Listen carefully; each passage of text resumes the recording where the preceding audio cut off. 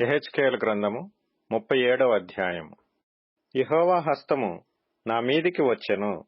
నేను ఆత్మవశుడనై ఉండగా యెహోవా నన్ను తోడుకొని పోయి ఎముకలతో నిండియున్న ఒక లోయలో నన్ను దింపెను. ఆయన వాటి మధ్య నన్ను ఇటు అటు నడిపించుచుండగా ఎముకలనేకములు ఆ లోయలో కనబడెను. అవి కేవలము ఎండిపోయినవి. ఆయన, నరపుత్రుడా, ఎండిపోయిన ఈ ఎముకలు బ్రతుకగలవా అని నన్నడుగగా, ప్రభువా యెహోవా, అది నీకే తెలియునని నేనంటిని. అందుకాయన ప్రవచనమెత్తి, ఎండిపోయిన ఈ ఎముకలతో ఇట్లనుము, ఎండిపోయిన ఎముకలారా, యెహోవా మాట ఆలకించుడి.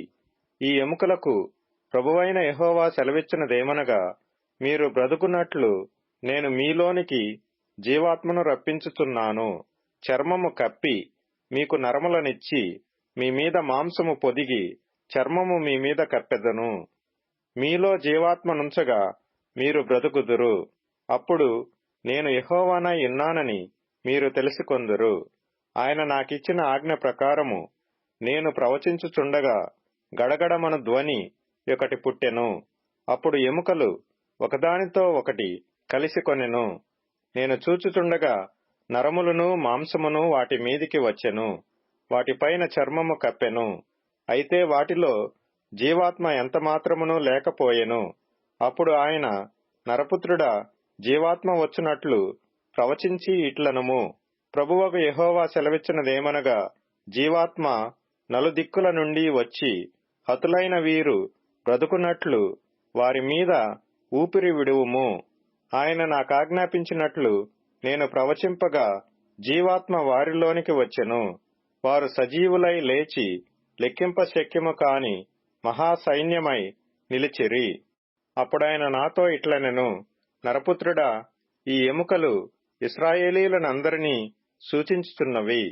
వారు, మన ఎముకలు ఎండిపోయెను, మన ఆశ విఫలమాయెను, మనము నాశనమై పోతిమి అని ఎనుకొనుచున్నారు.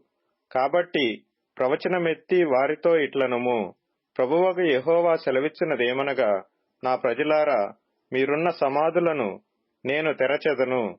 సమాధులలో నుండి మిమ్మును బయటికి రప్పించి ఇశ్రాయేలు దేశములోనికి తోడుకొని వచ్చెదను. నా ప్రజలారా, నేను సమాధులను తెరచి సమాధులలోనున్న మిమ్మును బయటికి రప్పించగా నేను యెహోవానై ఉన్నానని మీరు తెలిసికొందురు. మీరు బ్రతుకున్నట్లు నా ఆత్మను మీలో ఉంచి మీ దేశములో మిమ్మును నివసింపజేసెదను. యెహోవానగు నేను మాట ఇచ్చి దానిని నెరవేర్తునని మీరు తెలిసికొందురు. ఇదే యెహోవా వాక్కు.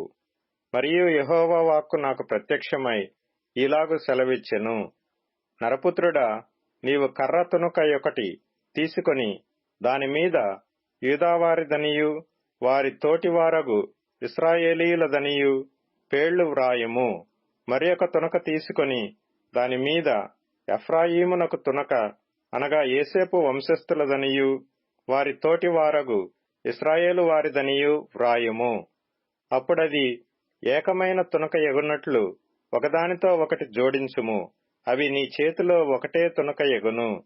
ఇందులకు తాత్పర్యము మాకు తెలియజెప్పవా అని నీ జనులు నిన్నడుగగా, ఆ రెండు తునకలను వారి సమక్షమున నీవు చేతపట్టుకొని వారితో ఇట్లనుము, ప్రభువైన యెహోవా సెలవిచ్చినదేమనగా, ఎఫ్రాయిము చేతిలోనున్న తునక, అనగా ఏ తునక మీద ఇశ్రాయేలు వారందరి పేళ్లును వారి తోటి వారి పేళ్లును నేను ఉంచితినో, యోసేపు అను ఆ తునకను యూదావారి తునకను నేను పట్టుకొని ఒకటిగా జోడించి నా చేతిలో ఏకమైన తునకగా చేసెదను.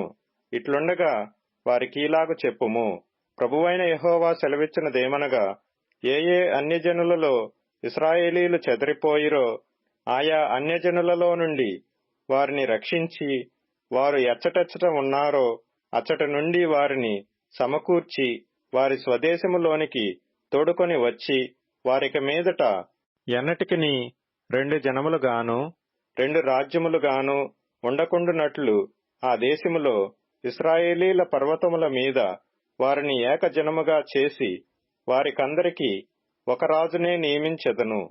తమ విగ్రహముల వలన గాని, తాము చేసియున్న హేయ క్రియల వలన గాని, ఏ అతిక్రమ క్రియల వలన గాని వారిక మీదట తమ్మును అపవిత్రపరుచుకొనరు.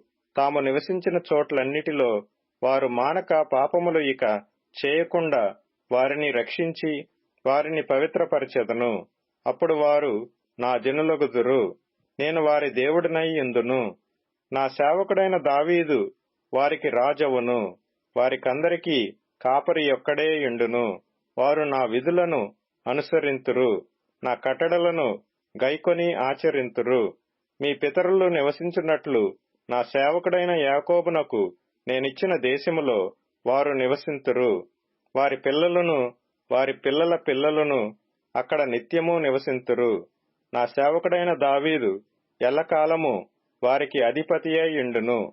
నేను వారితో సమాధానార్థమైన నిబంధన చేసెదను. అది నాకును వారికిని నిత్య నిబంధనగా ఉండును. నేను వారిని స్థిరపరచెదను.